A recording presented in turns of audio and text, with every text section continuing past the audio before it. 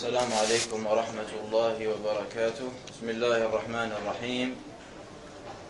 الحمد لله رب العالمين، والصلاة والسلام على أشرف الأنبياء والمرسلين نبينا محمد وعلى آله وصحبه أجمعين. أما بعد. Notre thème aujourd'hui, Inch'Allah Ta'ala, concerne une autre maladie parmi les maladies du cœur. Cette maladie est le désir al-shahwa. Le désir est une disposition naturelle dont Allah Jalla wa Ala a créé chez l'homme afin de concrétiser des objectifs honorables. Allah Jalla wa Ala a créé dans chacun parmi nous des désirs. Il faut savoir que le désir en lui-même n'est pas blâmable, n'est pas un défaut. Allah Jalla wa Ala a créé en nous le désir ou l'envie de manger. Et ça, c'est un grand bienfait d'Allah subhanahu wa ta'ala. Car grâce à ce désir, on fait une œuvre qui est bénéfique pour nous. Grâce au manger, on se fortifie pour accomplir les obligations de la vie. Allah Jalla wa Ala également crée en nous le désir sexuel. Et également, c'est quelque chose de louable, parce que grâce à ça, la progéniture continue et la descendance continue.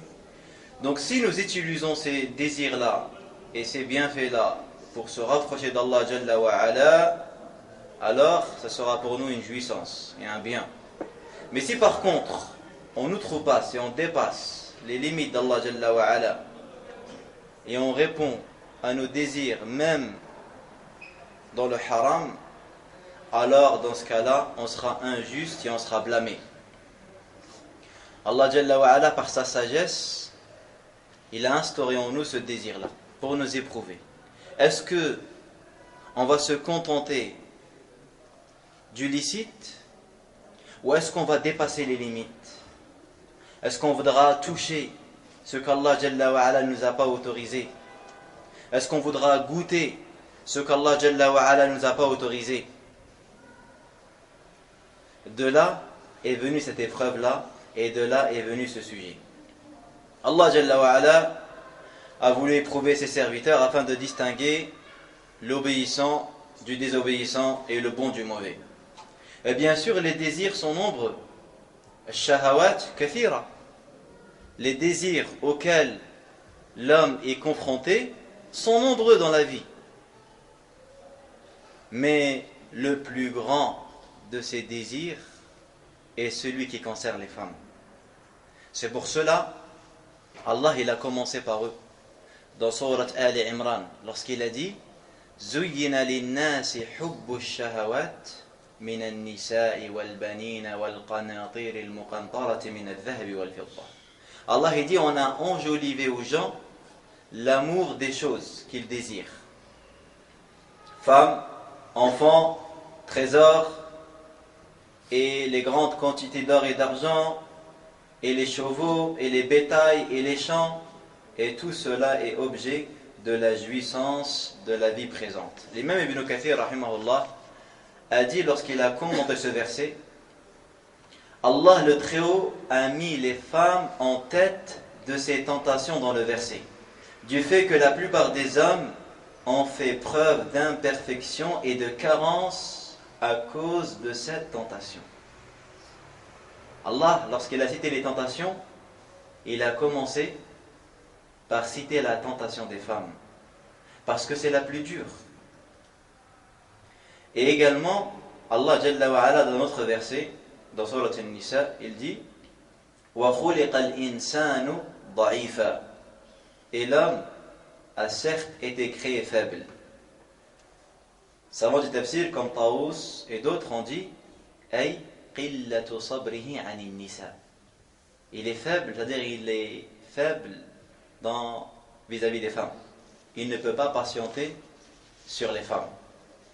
Et le Nabi alayhi wa sallam également a mis en garde quand on fera cette grande tentation et ce grand désir, dans un hadith authentique, lorsque il dit alayhi salatu wassalam, je ne laisserai après moi une cause de trouble plus rude à l'homme que les femmes. Ma taraktu fitnatan adarra ala ar-rijali min an-nisa. Également, il dit dans un autre hadith, et craignez les femmes, car la première tentation des enfants d'Israël portait sur les femmes. Et la tentation des femmes, elle est comme chez les gens qui sont mariés et ceux qui ne sont pas mariés. Car quand tu es marié, tu dois patienter sur cette femme-là. Car la femme ne réfléchit pas comme l'homme. Et des fois, la femme, elle va prononcer des paroles dont elle va blesser l'homme. Car la femme, sa faiblesse, elle est dans sa langue. C'est pour ça que le Nabi alayhi salam, lorsqu'il leur a dit « Craignez Allah et faites des aumônes, car j'ai vu de la plupart des habitants étaient des femmes. » Une, elle lui a dit « Mais pour quelle raison, ya Rasulallah ?» Il leur a dit « Car vous niez le bien de votre mari. Votre mari, il est bienfaisant envers vous. Et lorsque vous voyez quelque chose en lui, vous lui dites « Ma ra'aytu fika khayran qat » Je n'ai jamais vu du bien en toi. Et d'ailleurs, même chez les non-musulmans, ils ont des proverbes qui vont dans ce sens. Exemple, certains ils ont dit la femme ne voit jamais ce que l'on fait pour elle, elle ne voit que ce que l'on ne fait pas. D'autres ils ont dit l'argent c'est comme les femmes. Pour le garder, il faut s'en occuper. Sans cela, il va faire le bonheur de quelqu'un d'autre. Même ces gens-là, ils ont des expressions comme ça. C'est que l'homme il est éprouvé dans ça. Et même lorsqu'il est marié. Et également, quand il n'est pas marié, il est également éprouvé par les femmes. Parce que Allah Jalla wa Ala nous a créé avec cette envie. C'est que chaque homme, il est attiré par une femme. Ici, il ne l'est pas, c'est un problème. S'il ne l'est pas, c'est un problème, c'est un manque, c'est une imperfection.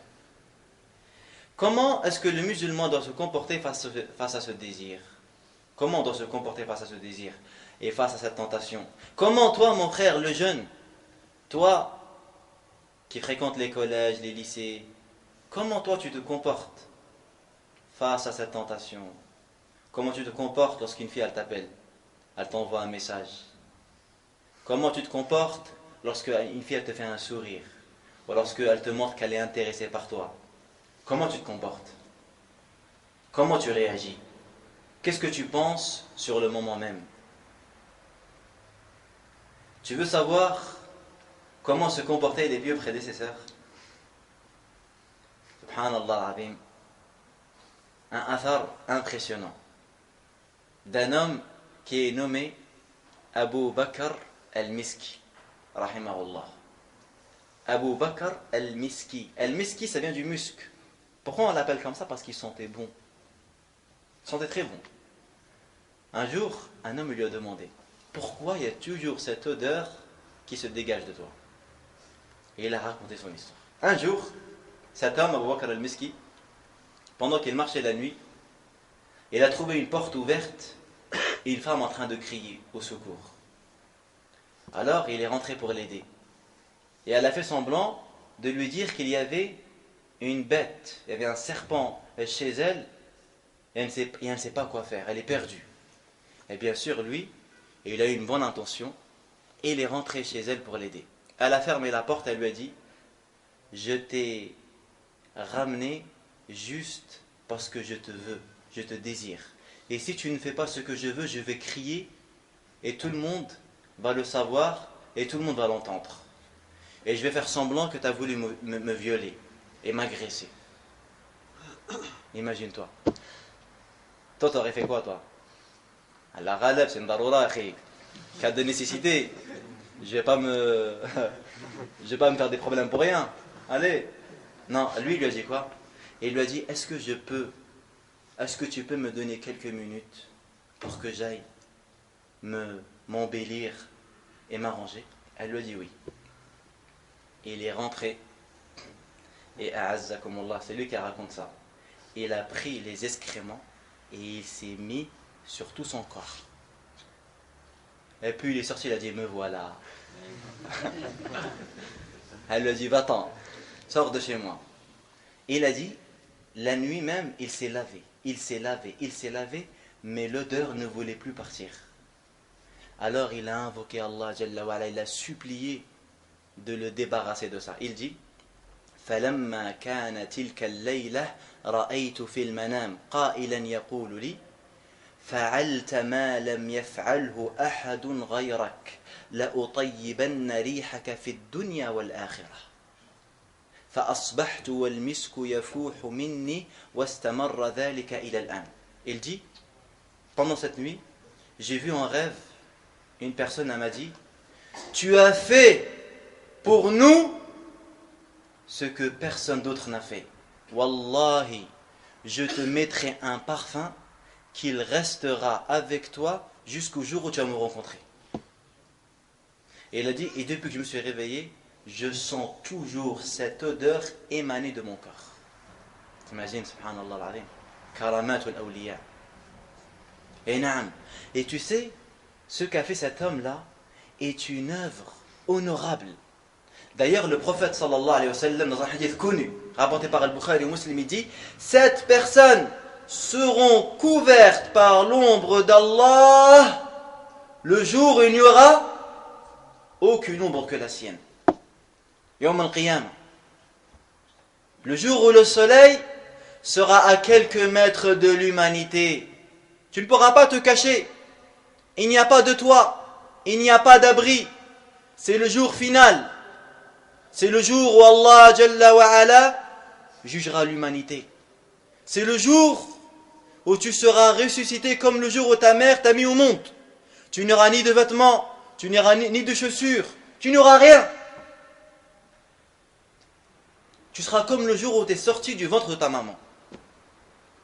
Et pendant ce jour, Allah Jalla wa Ala va préserver certaines personnes, certaines catégories de gens qui ont fait certaines actions.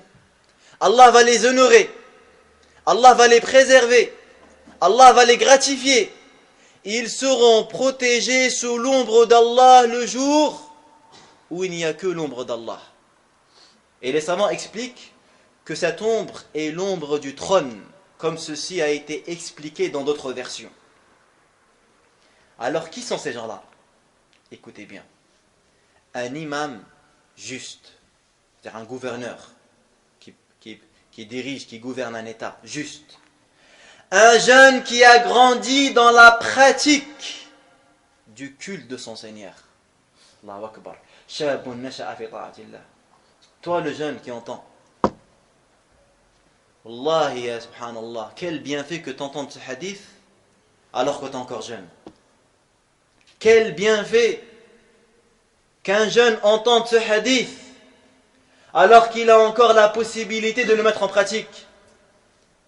Une personne âgée qui entend ce hadith mais qui n'a pas grandi sous l'obéissance d'Allah, il se mange les doigts. Il ne peut plus faire marche arrière. Ça y est, c'est fini. La jeunesse, il l'a passé. Tu es encore dedans. Tu peux encore avoir cet honneur. Tu peux encore le mettre en pratique. C'est pas pour rien. Un jeune qui a grandi sous l'obéissance d'Allah. Un jeune, il a la force. L'envie n'a jamais été aussi forte. Les pulsions n'ont jamais été aussi fortes.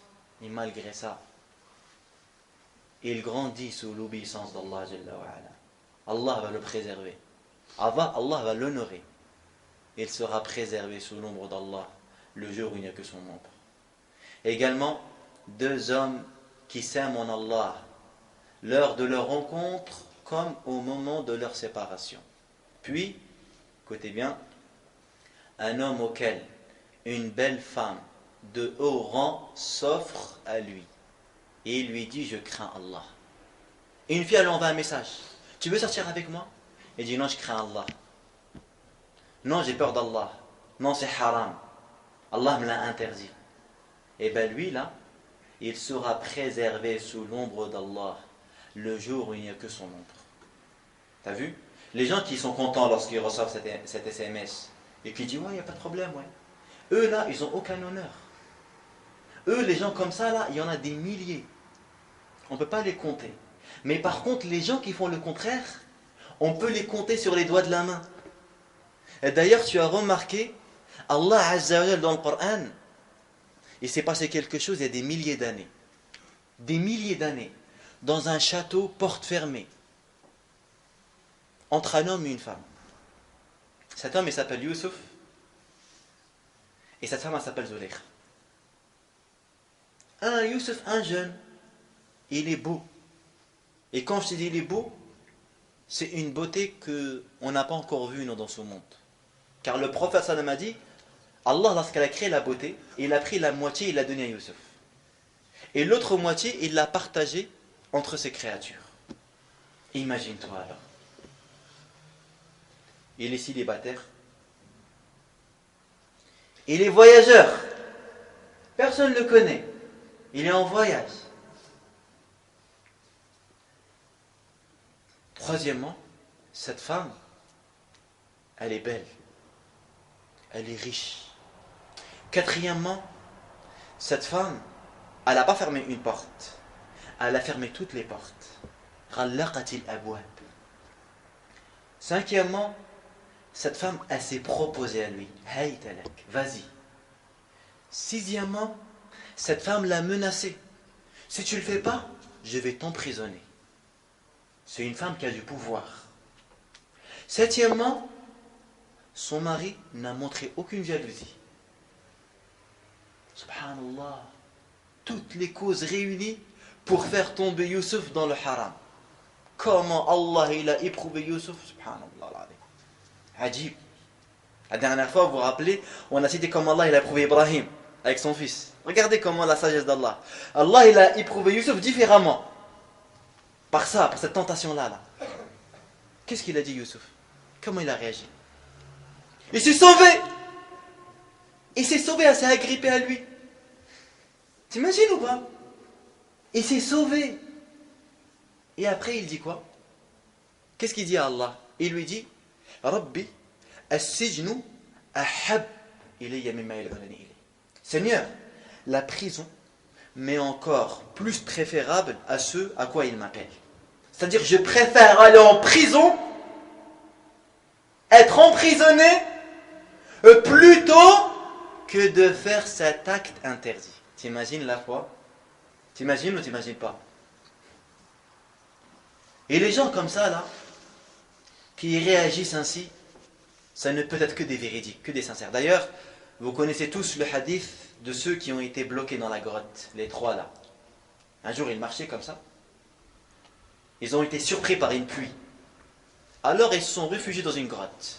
Un rocher, il est tombé, et ils se sont trouvés bloqués.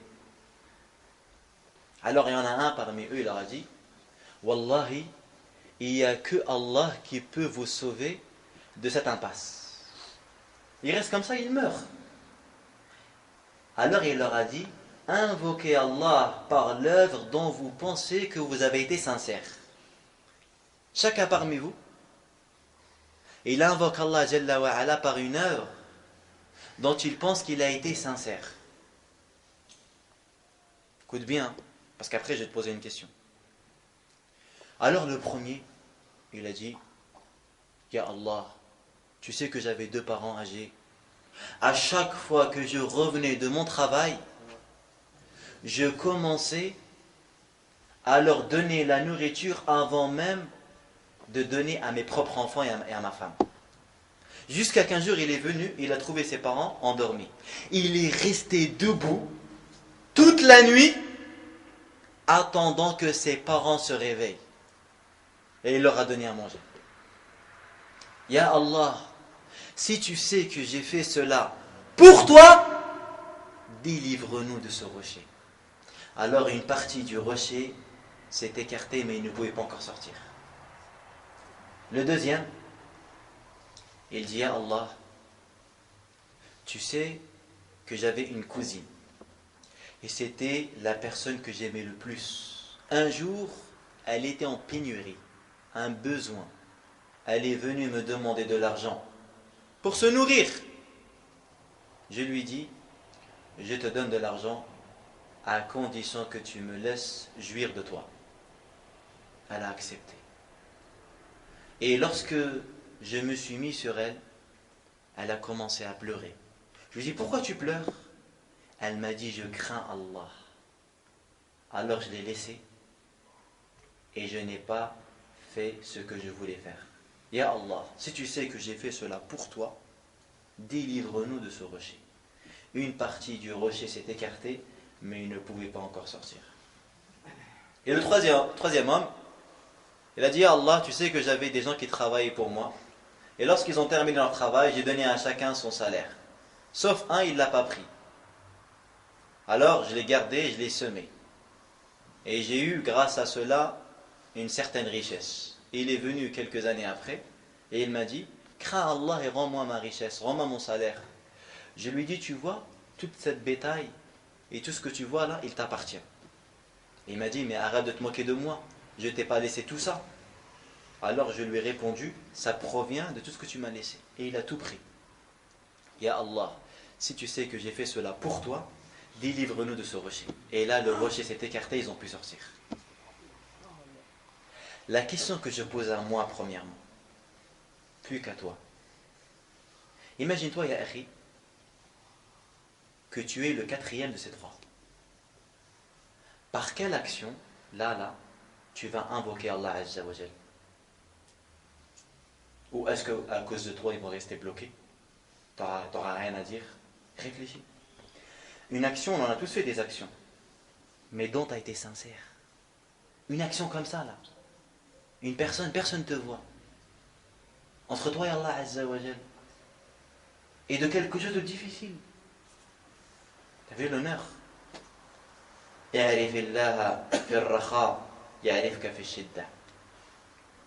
Rappelle-toi d'Allah dans l'aisance, Allah se rappellera de toi dans la difficulté. Tu vois le hadith. Ces gens pieux qui ont fait ce genre de comportement, qui sont montrés chastes et loyaux, Allah Jalla wa Ala nous a laissé, nous a gardé leur récit jusqu'à maintenant, on les raconte. Subhanallah. Les gens qui ont fait le contraire, on ne les connaît pas, parce qu'ils ne méritent pas d'être mentionnés. D'ailleurs, il y a une autre histoire dans le même sujet qui a été rapportée par l'imam al-Ijli rahimahullah. Il raconte et dit, il y avait à la Mecque une femme mariée qui était d'une grande beauté. Un jour, elle regarda son visage dans le miroir et dit à son mari, est-ce que ça se peut qu'un homme voit ce visage et il reste insensible à sa beauté? Regarde comment cela raconte. Et il lui a dit oui. Elle lui a dit qui? Et il lui a dit Ubayd ibn Amir. Elle lui dit, permets-moi de le séduire. Et il lui a dit, je te le permets. Elle alla donc le rejoindre sous prétexte d'avoir à lui poser des questions intimes en matière de religion. Elle dut alors se mettre à l'écart avec elle, ou il dut alors se mettre à l'écart avec elle dans un coin de la grande mosquée. Et elle découvrit son visage. Et il lui dit, ô servante d'Allah, crains Allah. J'avoue, dit-elle, que je suis séduite par toi. Et je te prie de voir mon cas. Écoute, lui dit-il, je vais te poser des questions. Si tu me réponds sincèrement, je verrai ton cas. Je promets de te répondre sincèrement, sans détour, dit-elle. Alors il lui dit, suppose que l'ange de la mort vient pour prendre ton âme. Regretterais-tu alors que je n'ai pas cédé à tes avances? Elle dit non. Tu as raison, il lui dit. Suppose que l'on te fasse entrer dans ta tombe et que l'on te fasse asseoir pour répondre aux questions posées par les anges. Regretterais-tu alors que je n'ai pas cédé à tes avances? Elle répondit bien sûr que non. Tu as raison, il lui dit. Si au jour de la résurrection, les hommes et les femmes commencent à recevoir leurs livres relatifs à leur destinée, qui dans la main droite, qui dans la main gauche, et toi, tu ne sais toujours pas dans quelle main tu le recevras, regretterais-tu alors que je n'ai pas cédé à tes avances? Elle répondit non, bien sûr. Tu as raison, il lui dit. Suppose que tu sois sur le pont pour traverser le Sirat et tu ne sais pas si tu arriveras ou pas, regretterais-tu alors que je n'ai pas cédé à tes avances? Elle dit non. Et il lui dit, tu as raison. Le jour où on te fera comparaître devant Allah pour répondre à tes péchés, regretterais-tu alors que je n'ai pas cédé à tes avances? Elle dit non. Il a dit, ô femme, crains Allah qui t'a comblé de ses faveurs et qui t'a fait beaucoup de bien. Alors elle revint voir son mari, lequel lui demanda alors, que s'est-il passé? Toi et moi sommes de très grands paresseux, lui répondit-elle. Et elle se mit à faire la prière, à observer le jeûne et à faire des actes de dévotion. Son mari réagit en disant, mais qu'est-ce que Ubayd ibn Amir m'a fait? Avant lui, c'est comme si chaque soir j'avais une nouvelle mariée. Maintenant, ma femme s'est transformée en religieuse. Enfin, regarde, subhanallah, la piété de ces gens. Elle les a poussés à quoi? C'est comme ça que je dois te comporter, mon frère. Et également, c'est comme ça que ma sœur doit se comporter. Car, en réalité, généralement, lorsqu'on arrive à ce péché, c'est plus à cause des femmes que des hommes. Parce que c'est elles qui se laissent aller. Et c'est pour ça, Allah, il a commencé par elle. La fornicatrice et le fornicateur. Az-zaniyatu waz-zani. Les savants, ils ont dit, il a commencé à citer la fornicatrice avant même de citer le fornicateur. L'imam Ibn Kathir a dit, car en citant la fornicatrice, elle constitue la cause principale de cet acte. Mais comme malheureusement, vous le savez, on est dans une époque où beaucoup de femmes ont perdu la pudeur. Vous imaginez, lorsque le prophète sallam a dit, on n'a pas le droit d'obliger une femme à se marier. Non, il dit, la tunkahul bikr hatta tusta'dhan. On ne peut pas marier une femme vierge tant qu'on ne lui demande pas son avis. Les compagnons ils ont été étonnés. Ils ont dit, mais comment elle pourrait donner son avis? Il a dit, sukutuha, le fait qu'elle dise rien. Parce que les femmes d'avant, son père il vient, il dit, tu veux te marier?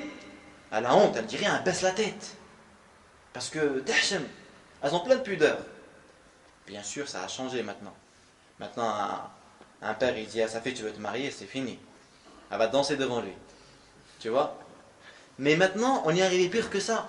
Maintenant, tu as des filles, c'est elle, elle vient, elle envoie sa copine à un garçon. Dis-lui s'il veut sortir avec moi. Et t'as pas honte, franchement?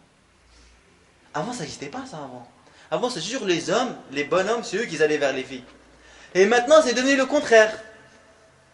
Et donc, de là, lorsqu'on arrive dans une époque comme ça, il faut que le jeune musulman qui veut rester chaste, pourquoi on n'a pas le droit de sortir avec des filles? Bien sûr, tu n'as pas le droit de sortir avec des filles.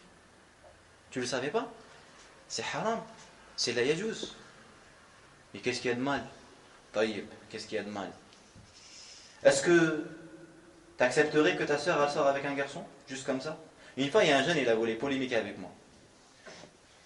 Je lui dis, non, c'est là, je ne sais pas, mais ça avec lui. Il m'a dit quoi? Qu'est-ce que ça fait? Il m'a dit, on fait comment pour se marier alors? Comment on fait pour se marier? Dis-moi, vas-y. Je lui dis, d'accord, attends. Je lui dis, toi, tu rentres à la cité, tu vas t'asseoir avec un mec comme ça, tu fais quoi? Il me dit, je le défonce. Je lui dis, tu veux pas que ta soeur se marie? Il est resté bloqué, mesquin. Il m'a dit, je dis, bah alors, subhanallah, ta soeur elle va rester comme ça, elle va pas se marier. Tu vois? Mais c'est que pour eux, tu vois? Mais en réalité, akhi, crois-moi, akhi, la plupart des mariages bénis, c'est les mariages qui se font dans les règles.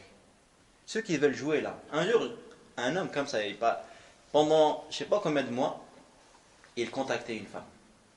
Je le conseille, je lui dis, akhi, taqillah, la yajouz. Il ne voulait pas écouter. Mais j'apprends à la connaître, etc. Il se marie, wallah, et quelques temps après, il divorce. Et subhanallah, un jour, je suis avec lui dans le même endroit. Je lui te rappelles l'année dernière ce que je te disais? Il m'a dit, ouais, je me rappelle.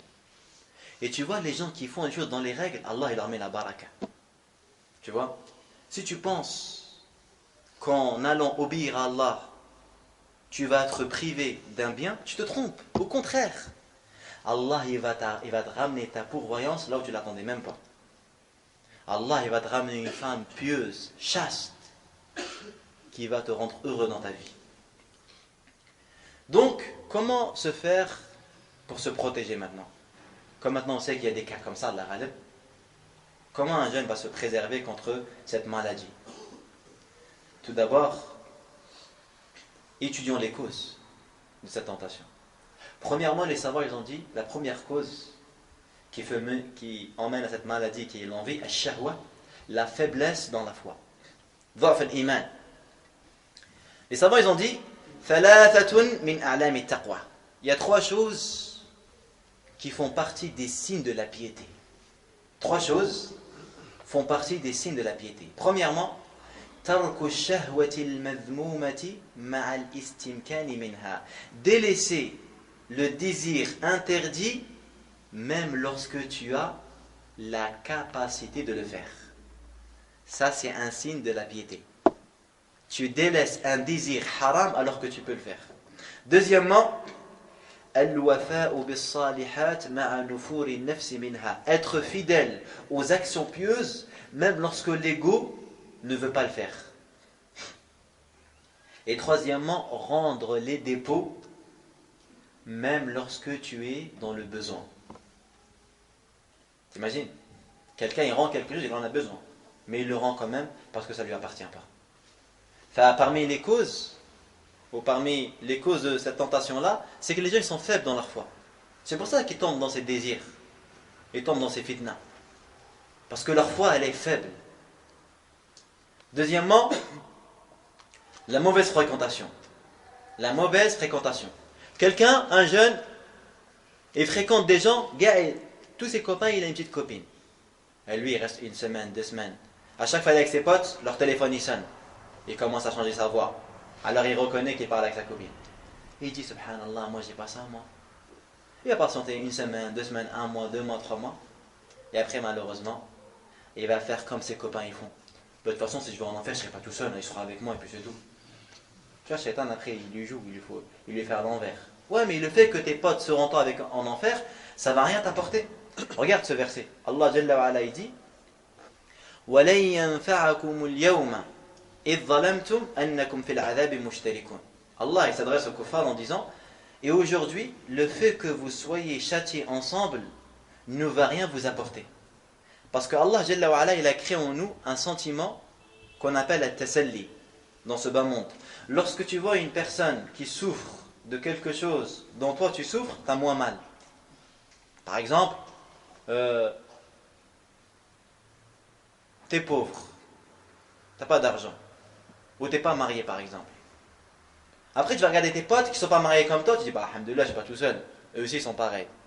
Eux aussi ils souffrent comme moi je souffre. Mais imagine-toi, tu es là, tout le monde que tu connais, les gars ils sont mariés, il n'y a que toi tu n'es pas marié. Tu souffres plus ou pas? Voilà. Et bien Allah Azza wa Jal, il nous a informé que ce comportement, que ce sentiment-là, il va le retirer Yawm al-Qiyam. Imagine-toi, les gens ils seront châtiés en enfer, mais le fait de savoir ou de voir d'autres personnes châtiées en même temps que toi ne va aucunement apaiser tes souffrances.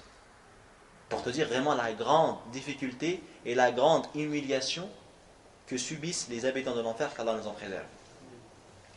Enfin, la mauvaise fréquentation peut t'emmener à ces désirs haram. C'est pour cela, ya akhi, toi qui veux préserver ta religion, choisis ta fréquentation. Le prophète sallallahu alayhi wa sallam a dit, l'homme a la même religion que son ami. Que l'un de vous fasse donc bien attention à celui qu'il prend comme ami. Fais attention à tes amis, ya akhi. Traîne pas avec des drogués, traîne pas avec des perdus, traîne pas avec des égarés.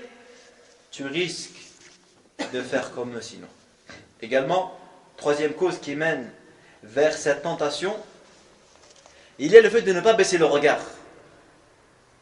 Le fait de ne pas baisser le regard est une cause qui te fait tomber dans cette tentation, ya akhi. Le regard est une flèche empoisonnée lancée par Iblis. Des fois, là, tu lis des questions, certains frères. Tout à l'heure, je lisais, en regardant certains fatwas, une personne il dit, j'ai vu une fille, elle me plaît, j'arrive plus à dormir, j'arrive plus à manger, j'arrive plus à bien me comporter avec mes parents. Je dis subhanallah, ajib wallah. Et ça c'est vrai, ça les savants ils appellent ça al-ishq. C'est une maladie, elle te fait perdre la raison. Non. Et d'ailleurs, les gens qui ont étudié l'adab al-arabi, ils connaissent l'histoire de Majnoun Layla. Et un homme, on l'appelle le fou de Layla. Parce qu'il est devenu fou à cause de Layla, sa cousine. Il n'a pas pu se marier avec elle. Son père, il ne voulait pas. Il est devenu fou, il a perdu la raison, il commence à faire des poésies. Mais il était trop fort en arabe. Et il a fait des poèmes, c'est des références à notre. Même les savants, ils les utilisent pour, pour la langue, en fait. Ils les utilisent pour la langue. Mais tellement ils sont forts, ils les utilisent. Et lui, tellement il n'a pas pu se marier avec cette femme-là, il est mort à cause de Layla. Il pensait qu'à elle, subhanallah. Dans sa prière, dans tout. Elle-même est devenue fou à cause de ça. Ça s'appelle al-ishq. Et ça arrive, tu vois, certains jeunes, ça leur arrive. Hagda, il voit une fille, après il dit, je pense toujours à elle. Un jour, un homme est venu me voir comme ça, il me l'a dit. Il m'a dit, Wallah, toute la journée, je dis Allahu Akbar, je pense à elle. Je prends le Coran, je pense à elle. Je dis, j'arrive pas. J'ai essayé de l'oublier, je suis parti voir d'autres femmes pour demander, j'arrive pas, il me dit. Il y a qu'elle, je vois que elle comme ça. Des fois, il me dit, je peux pas, Wallah, je peux pas rester, il faut que je l'appelle, il faut que j'entende sa voix. Sinon, je peux pas rester tranquille, je peux pas dormir. T'as vu comment c'est chaud ça? T'oublies l'adoration d'Allah après, billah. Ça c'est à cause de quoi? À cause du regard. À cause du regard. C'est pour ça que les savants ont dit le regard est une flèche empoisonnée. Et c'est pour ça d'ailleurs qu'Allah Azza wa Jal t'a ordonné de baisser le regard. قُلْ لِلْمُؤْمِنِينَ يَغُضُّ مِنْ أَبْصَارِهِمْ. Dis aux croyants de baisser leur regard et de garder leur chasteté. ذَلِكَ أَزْكَى لَهُمْ. Car c'est plus pur pour eux. Allah il te demande de baisser ton regard, c'est pas pour te priver, mais parce que cela est plus pur pour toi. Si tu veux acquérir la pureté, tu veux que ton cœur il soit pur, eh ben baisse ton regard. Parce que l'œil et le cœur sont liés. L'un est occupé par ceux qui occupent l'autre. Le cœur n'est pur que par la pureté du regard. Et l'œil n'est pur que par la pureté du cœur. De même que le cœur est corrompu lorsque le regard est de même. Alors fais attention à ton regard. Et Allah Jalla wa Ala voit très bien et sait très bien ce que tu regardes. Ya'lamu kha'inatal a'yun. Allah Azza wa Jalla dit il connaît la trahison des yeux. Allah connaît la trahison des yeux, tout comme ce que les poitrines cachent. Que signifie il connaît la trahison des yeux? Écoutez comment Abdullah ibn Abbas a expliqué ce verset.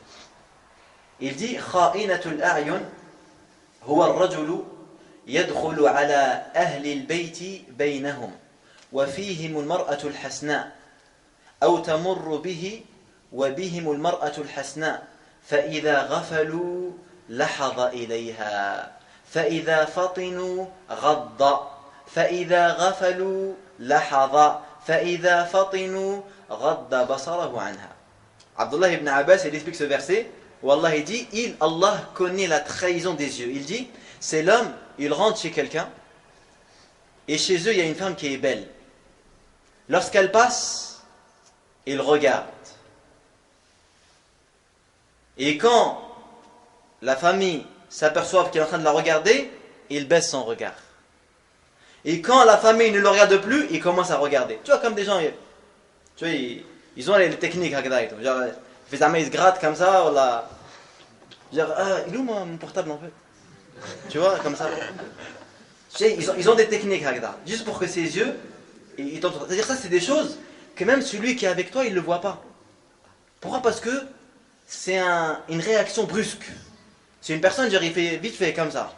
Allah, il dit, ya'lamu kha'inatal a'yun. Allah, Azza wa Jalla, nous informe dans ce verset qu'il connaît très bien cette trahison-là. Ce que tu as fait comme coup d'œil. Fais attention, ya akhi. Quelqu'un peut dire, mais on peut pas. Imagine-toi, tu marches, ya akhi. Tu marches comme ça, il fait 40 degrés. Et tu vois une femme, elle est super belle. et elle est super bien habillée, super bien parfumée. Dis-moi, barakallahu fik, comment tu veux faire pour ne pas regarder ça? Comment tu veux faire? Dis-moi. C'est pas possible. Et je vais te donner une technique. Technique à la profitable, Inch'Allah. C'est pas moi qui l'a donné, mais c'est les pieux prédécesseurs. Il y en a un, il a dit إذا أعجبتك امرأة فتذكر مناتنها. Lorsque une femme te plaît, alors pense à sa puanteur. Par exemple, quand tu vois une femme, elle est trop belle, elle te tente. Dis-toi, cette femme-là, elle mange. Quand elle va manger, elle va bien te rassasier. Elle va aller où après? Non, mais entre nous, réfléchis, elle va où après? Il y a quoi qui sort? Et bien quand tu penses à ça, tu dis, mais c'est tombé, wallah. Tu regardes plus après. Et croyez-moi, ça marche. Ça marche. Ça marche très bien même. Et bien le fait que tu utilises ce genre de technique va toujours te laisser chaste. Tu dis, mais c'est quoi ça? C'est rien. Les ouris, Allah Jalla wa Ala les a décrites comme étant tahirat. Elles sont propres. Pourquoi? Parce qu'elles n'ont pas les menstrues. Les femmes de ce bas monde, bon, on s'excuse pour les sœurs, hein, c'est pas pour vous, parce qu'elle a mis le hijab, les sœurs, on parle des autres en fait. Et bien les gens dans le paradis, les femmes du paradis n'ont pas de menstrues. C'est des ouris, elles sont pures de ça. Et bien le fait de penser à ça, ça va t'aider à baisser ton regard. Tu penses à ça, ça va t'aider à baisser ton regard. Également, parmi les causes qui mènent vers la tentation, c'est la perte de temps. La perte de temps. Il y a un proverbe qui dit l'oisiveté est la mère de tous les vices. La personne qui est oisive, qui ne fait rien, et lui là, il est confronté ou il est exposé à toutes sortes de tentations. C'est pour ça que les gens pieux n'aiment pas l'oisif. Omar ibn Khattab disait, je n'aime pas l'oisif, celui qui n'est pas occupé à construire sa vie d'ici-bas ou celle de l'au-delà. Enfin, quand tu fais rien, tu vas pencher vers les désirs haram. Cinquièmement, parmi les causes qui t'emmènent vers cette tentation, c'est de s'approcher des endroits haram ou des endroits où il y a la tentation. Par exemple, toi tu sais que dans tel endroit là, lorsqu'il fait 40 degrés, il n'y a que des femmes en maillot de bain. Pourquoi tu vas? C'est ta faute. Si tu vas là-bas, après tu dis ouais, je suis tenté. Mais c'est ta faute. Celui qui sème le vent récolte la tempête. C'est toi qui as voulu faire ça. C'est pour ça que le musulman il s'éloigne. Ou tu regardes des films. Tu sais très bien qu'il n'y a pas un film maintenant où il n'y a pas des passages bizarres. Ça n'existe pas. Ça n'existe plus en fait. Même tu regardes BFM TV, tu peux pas tomber. Même BFM TV, c'est une chaîne des infos, tu vois. Tu vas tomber sur des choses haram. Maintenant, regarder la télé, c'est presque impossible en famille. Il suffit, tu regardes une publicité, ça y est, tu es obligé de changer de chaîne. Tu ne peux pas regarder devant ta mère ou devant ta femme ou devant ta soeur, c'est pas possible. Donc évite les chaînes comme ça. Évite de regarder les chaînes où ils exposent les tentations, si tu veux te préserver. Parce que tes yeux peuvent tomber sur quelque chose qui va te tenter et après tu ne pourras plus l'oublier. Également, le Nabi alayhi salatu wassalam a fait référence au fait de ne pas être exposé, de ne pas s'exposer aux endroits de tentation. Il dit, ne vous asseyez pas sur les voies publiques. Il dit à ses compagnons, dans le hadith rapporté par Al-Bukhari et Muslim, ne vous asseyez pas sur les voies publiques, les chemins et les routes. Les compagnons ont dit, ô messager d'Allah, nous n'avons pas le choix. Et le prophète sallam a dit, si vous n'avez pas d'autre possibilité que de vous asseoir sur le chemin, alors donnez à la route son droit. Ils ont dit, mais quel est son droit, ya Rasulallah? Il a dit, baissez le regard et ne pas porter nuisance aux gens et rendre le salut et ordonner le bien et interdire le mal. Donc ici, il leur a autorisé de rester dans les rues parce qu'ils n'avaient pas le choix. Ils n'avaient pas d'autre endroit où s'asseoir pour discuter, pour parler. Mais il leur a dit à condition. Premièrement, tu baisses le regard.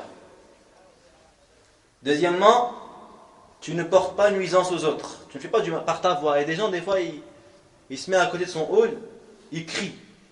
Alors que son voisin, il a quelques mètres de lui. Ça c'est la yajouz, c'est pas permis dans la religion. Car tu nuis aux gens. Et également, de rendre le salut. Quand quelqu'un il passe vers toi, il passe le salam, tu lui réponds. Et cinquièmement, interdire le bien, ordonner le bien et interdire le mal. Ça c'est quelques causes qui peuvent te mener vers la tentation. Donc évite-les. Tout ce qui peut t'emmener vers la tentation, évite-le pour te préserver. Maintenant, lorsque la personne elle est touchée par ça, que doit-elle faire? Ou quelqu'un par exemple dans son passé, il dit moi j'ai fait trop de péchés. J'ai fait l'adultère, j'ai bu de l'alcool. On lui dit ne t'inquiète pas. Allah Jalla wa Ala est pardonneur. Et sache que tu peux te débarrasser facilement de ces désirs haram. D'ailleurs, Sufyan ibn Uyayna disait celui dont le péché se rapporte à un désir, alors on peut attendre de lui qu'il se repente. Regarde la compréhension des savants. Celui dont le péché se rapporte à un désir, alors on peut attendre de lui qu'il s'en repente. Car Adam a désobéi par désir et Allah lui a pardonné. Par contre, si son péché est l'orgueil, alors on peut craindre que la malédiction le touche. Car le Satan a désobéi par orgueil et il fut maudit. Enfin, les péchés qui concernent l'envie, la personne a plus de facilité à se repentir que les péchés qui concernent l'orgueil et ce qui a un rapport avec la mécréance. Parmi les causes pour te préserver, premièrement il y a le mariage. Le prophète sallallahu alayhi wa sallam t'a incité à te marier.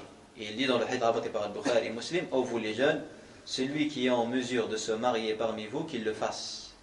C'est mieux pour son regard et plus chaste pour ses parties génitales.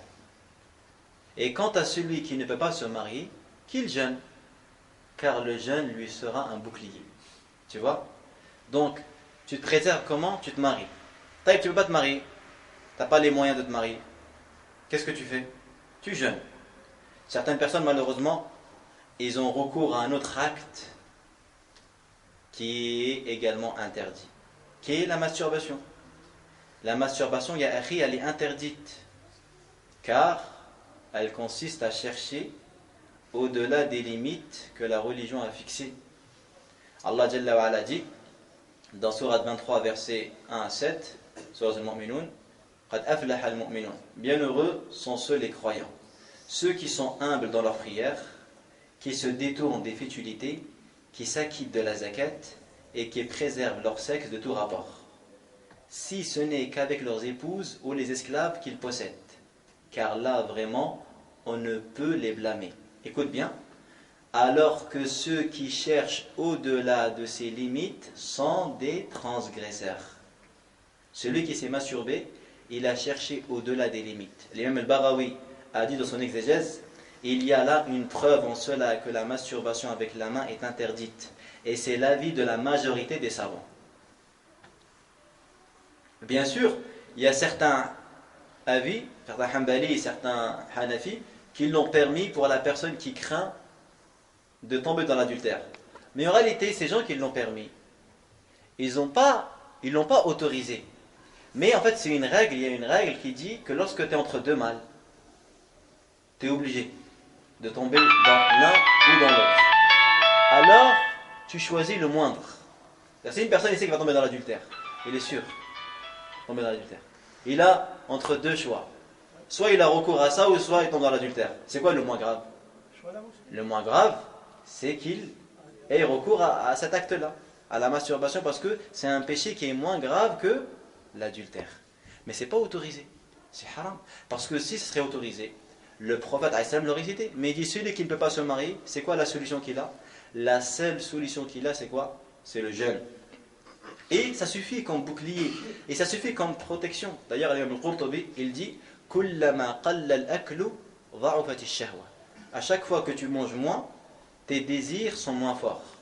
Wa kullama dha'ufat ash-shahwa qallat al-ma'asi. Et à chaque fois que les désirs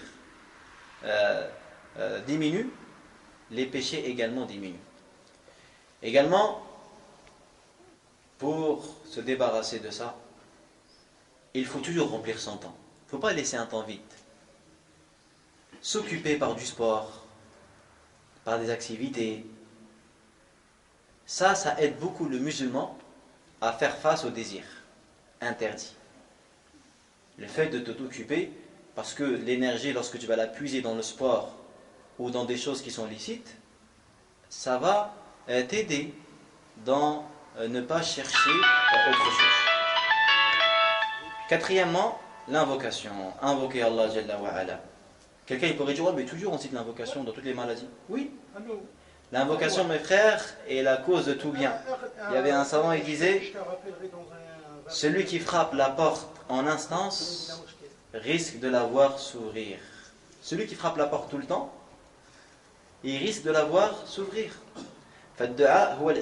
L'invocation, c'est l'adoration, comme il a dit le prophète sallallahu alayhi wa sallam. Donc à chaque fois, tu as recours à cette cause, que ce soit dans les maladies du cœur, ou que ce soit dans les maladies du corps, ou que ce soit pour des besoins de cette vie d'ici-bas, ou pour les besoins de la vie de l'au-delà, le musulman et la musulmane a toujours recours à l'invocation d'Allah Azza wa Jal, car l'invocation, c'est l'arme du croyant. Avec ces causes-là, bi'idhnillahi Azza wa Jal, le musulman et la musulmane peut se préserver de ses désirs et de ses tentations qui pourront nuire à sa religion et qui pourront le priver du paradis et de la récompense éternelle, car le prophète sallallahu alayhi wa sallam a dit, le paradis a été entouré de choses détestables et l'enfer a été entouré de désirs. C'est-à-dire que les actes qui vont t'emmener vers le paradis, c'est des actes que ton ego déteste, n'accepte pas. Et les actes qui vont t'emmener en enfer, c'est des actes que ton ego désire et veut.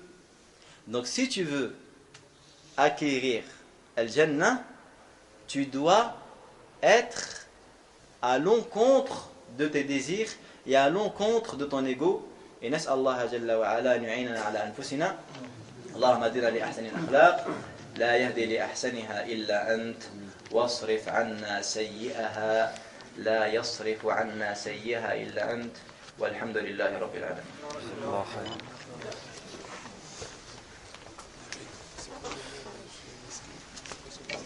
Abu Bakr al-Miskin.